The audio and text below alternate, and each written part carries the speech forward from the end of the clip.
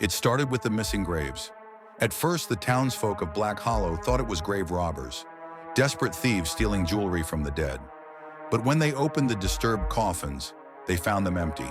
No bones, no remains, just damp, hollow earth where the corpses should have been. Father Merrick, the town's priest, called for a town meeting. He warned of dark omens and whispered of old legends, of the nameless ones, creatures who lurked beneath the soil, feeding on the dead and sometimes the living. The younger villagers scoffed, blaming animals or vandals, but the elders of Black Hollow looked away, pale-faced, as if they remembered something they dared not say aloud. Then the voices began.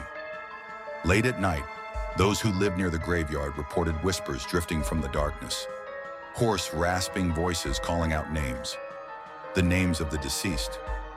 Some swore they heard their own names as well. One by one, those who had reported the whispers disappeared. No signs of struggle, no blood, just vanished, their beds empty by morning.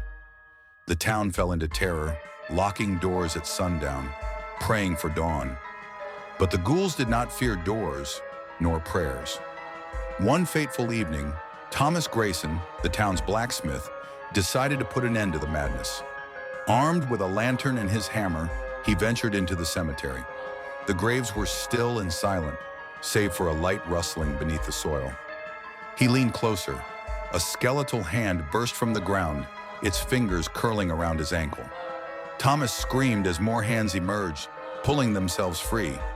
The ghouls had no eyes, only dark, gaping sockets that oozed blackness. Their skin, stretched tight over their bones, was cracked like old parchment, their mouths filled with jagged teeth, stained with rot. They moved unnaturally, jerking forward in hungry, twitching bursts.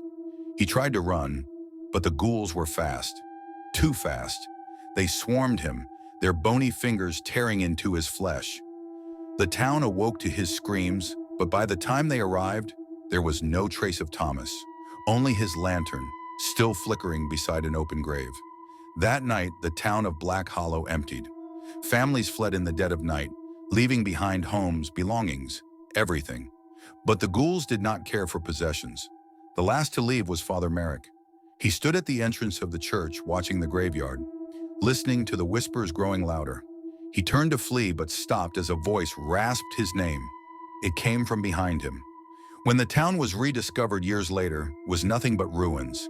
Empty homes, rotting wood, dust-choked streets, and the graveyard, full of graves, freshly dug, all filled to the brim. But no names marked the tombstones.